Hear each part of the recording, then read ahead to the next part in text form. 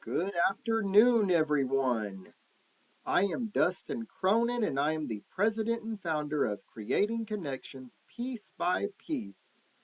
And I am an autistic individual who lives with autism, who aims to help other people communicate with other folks on the autism spectrum. And this is part 9 of Disclosing Your Disability to Your Employer.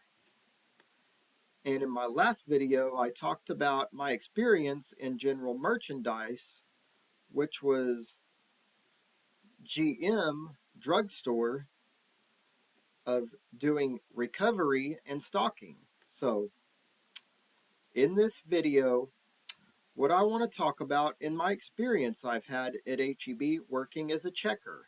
And when I worked as a checker at HEB, I got very overwhelmed because I had to count the money real fast. I had to make sure that I didn't give out too many dollar bills like I explained in my Whataburger drive-through and front register videos. And when I was scanning the items, I would kind of throw the items because I had to keep the IPMs about like at 29. And my IPMs were not always up there. Sometimes they were either at 24, 25, or 20, or 19. Because you also have to make sure you rush, don't crush. And what that means by rush, don't crush was you have to be fast. You have to scan them fast. You have to get the customers out. Even when you got, like a big line of customers. But you also can't break the eggs. You can't crush the chips. You can't squish the bread or crush the cereal.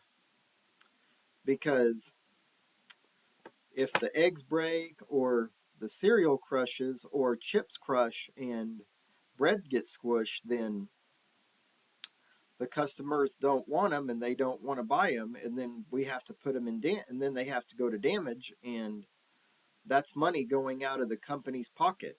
And a lot of times I'd be moving too fast even when my IPMs were at like in the 30s or the 40s. I would hit the total button too many times, and whenever I need to scoot, like the soft stuff to the side and make sure everything didn't rush, don't crush, I would hit the total button to stop my IPMs. And one time I was number 1 in the region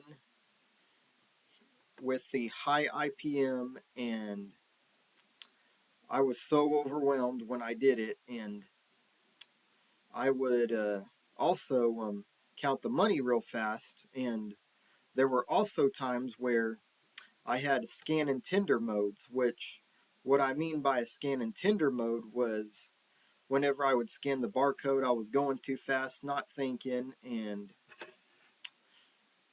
whenever I had a scan and tender mode, I would scan the barcode or the wrong barcode, or sometimes like it wouldn't even scan and I thought I scanned it, and the item did not get purchased, so when it scanned the wrong barcode, it would come up on my screen saying that it didn't scan, because that's money going to shrink out of the customer's pocket. And then I even had times where one time I accidentally left the cigarette case open. So sometimes ever since that time, whenever I got left the cigarette case open, my boss called me in the office. She said, that's potential shrink because somebody could come in there and steal them, and they said they would have to write me up if it happened again. And I got written up at times for my scan and tender modes, and then there were a few times my drawer would come up short where I'd give out an extra thing of stamps, or I gave up too many dollar bills, like sometimes $10 short, and then I had 30 days to correct it, and then a few months later it would show up again. And then my last time I worked as a checker, my drawer came up short because I wasn't thinking. I was trying to get the customers. I was had the IPMs on my mind too much, and my drawer came up short $100, and then the next time it came up short $10, and then what ended up happening was I ended up getting demoted from a checker, so they had me started bagging, and so I had 2 weeks to find a non-cash handling position, and I was like, I had to think of my availability. I was like, yeah, I'd like to keep the pay, but if I can't, it's no big deal. I may be better off bagging because they could work with my hours better, with me being a dad up in the front, and all the other departments like the bakery, grocery, GM, seafood I was afraid those would be too fast paced for me because I didn't want to have to get out of it. So I thought it might be best. So the accommodations for me was to stay up in the front bagging groceries or pulling carts. And I thought that might be best for me to do. And I still am currently employed at HEB. And I feel like I'm doing a lot better. And I have a lot less stress. And it's a lot better for my mental health by me staying up there as a bagger or as pulling carts in the parking lot. So I hope everyone is having a great, wonderful Friday. And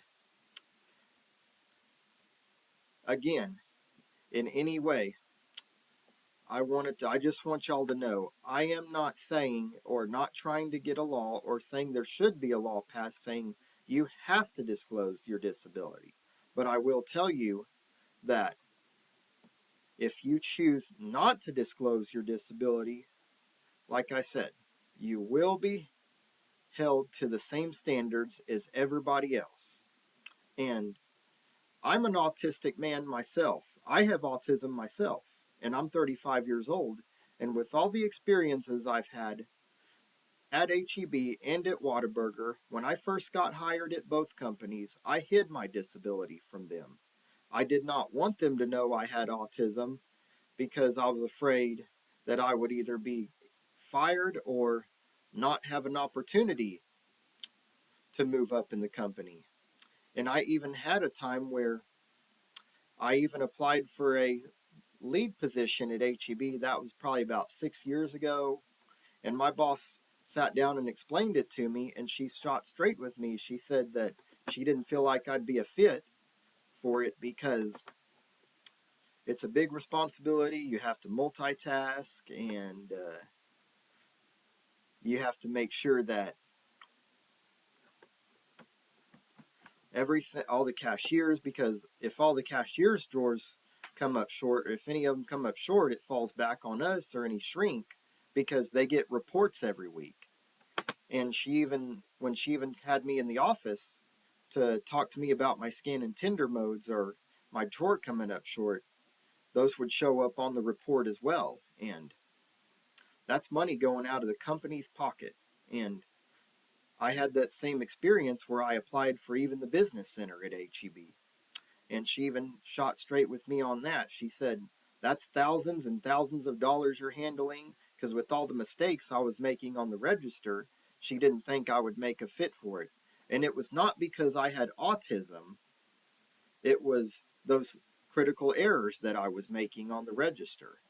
Like with the scan and tender modes, or hitting the total button too many times, or getting too overwhelmed and not thinking because I had the IPMs too much. And you also have to answer phones at the business center as well. And sometimes you have like a full line of customers. There's just a lot of things in there that can make you nervous.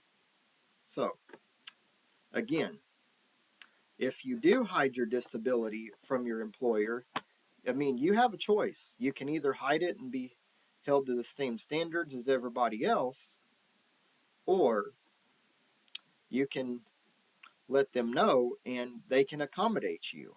And I choose to let them know about my disability and accommodate me. And I'm very open about my autism.